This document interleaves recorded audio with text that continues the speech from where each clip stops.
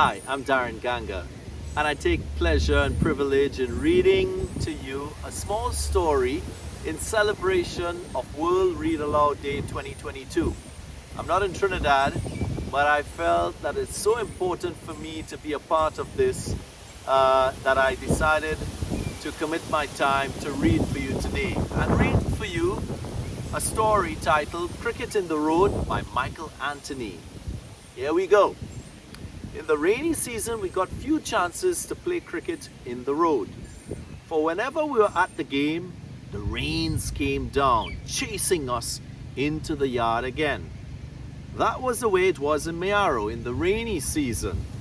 The skies were always overcast, and over the sea the rain clouds hung low and grey and scowling, and the winds blew in and whipped angrily through the palms. And when the winds were strongest and raging, the low hanging clouds would become dense and black, and the sea would roar, and the torrents of rain would come sweeping with all their tumult upon us. We had just run in from the rain. Amy and Vern from next door were in good spirits and laughing, for oddly enough, they seemed to enjoy the downpour as much as playing cricket in the road. Amy was in our yard, giggling and pretending to drink the falling rain with her face all wet and her clothes drenched, and Vern, who was sheltering under the eaves, excitedly jumped out to join her.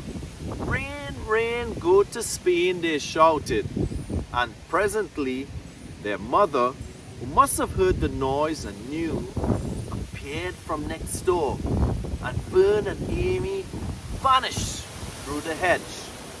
I stood there, depressed about the rain, and then I put Vern's bat and ball underneath the house and went indoors. I said to myself, I'd been batting when the rains came down. It was only when I was batting that the rains came down. I wiped my feet so I wouldn't soil the sheets and went up on the bed. I was sitting, sad, and wishing the rain would really go away. "Go to Spain," said Vern, when my heart seemed to jump out of me. A deafening peal of thunder struck across the sky. Quickly, I closed the window. The rain hammered awfully on the rooftop, and I kept tense for the thunder, which I knew would break again, and for the unearthly flashes of lightning. Secretly, I was afraid of the violent weather. I was afraid of the rain and of the thunder and lightning that came with them, and of the sea beating against the headlands, and of the storm winds, and of everything being so deathlike when the rains were gone. I started again at another flash of lightning, and before I had recovered from this, yet another terrifying peal of thunder hit the air. I screamed. I heard my mother running into the room. Thunder struck again, and I dashed under the bed. "Salo, Salo, first bat!" Vern shouted from the road. The rains had ceased, and the sun had come out, but I was not quite recovered yet. I brought myself reluctantly to look out from the front door, and there was Vern, grinning and impatient and beckoning to me. "First bat," he said, and as if noting my indifference, he looked towards Amy, who was just coming out to play. "Who's second bat?" he said. "Me," I said. "Me," shouted Amy, almost at the same time. "Amy second bat," Vern said. "No, no," I said. "Me first," I protested. Vern grew impatient while Amy and I argued. Then an idea seemed to strike him. He took out a penny from his pocket. "Toss for it," he said. "What you want, heads?" I called. "Tail," cried Amy. "Tail bound to come." The coin went up in the air, fell fell down and overturned, showing tail. "I'm not playing," I cried, stung, and as that did not seem to disturb enough, I ran where I had put Vern's bat and ball and disappeared with them behind our house. Then I flung them with all my strength into the bushes. When I came back to the front of the house, Vern was standing there dumbfounded. "CeeLo, where's the bat and ball?" he said. I was fuming. "I don't know about any bat and ball." "Tell on him," Amy cried. "He threw them away." Vern's mouth twisted into a forced smile. "What's an odd bat and ball?" he said.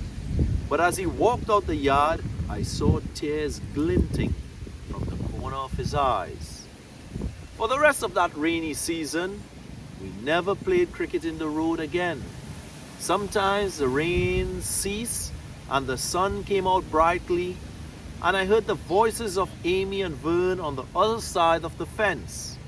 At such times, I would go out into the road and whistle to myself, hoping that they would hear me and come out. But they never did, and I knew they were still very angry and would never forgive me. And so the rainy season went on, and it was fearful as ever with the thunder and lightning and waves roaring in the bay and the strong winds. But the people who talked of all this said that was the way Mayara was, and they laughed about it.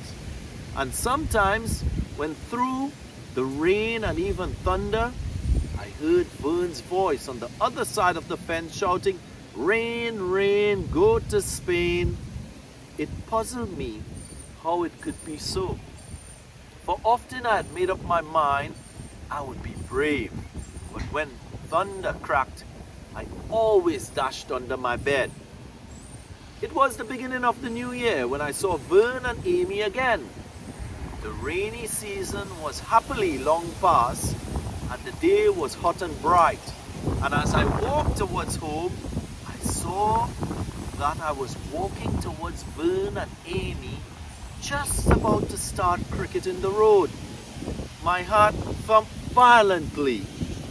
They looked strange and new, as if they had gone away, far, and did not want to come back anymore.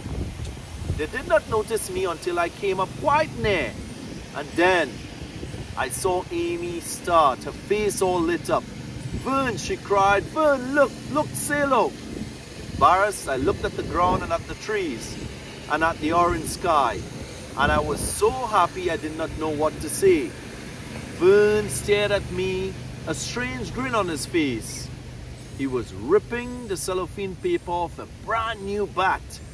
"CeeLo, here, your first bat," he said gleefully, and I cried as though it were raining and I was afraid.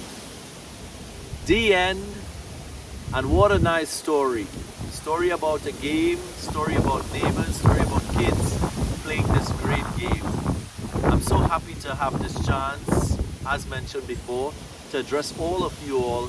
And as we celebrate World Read Aloud Day, I want to wish all of you all the very best. Remember, be disciplined, listen to your teachers, make sure you do the right things, and I wish you all the very best. Thank you very much.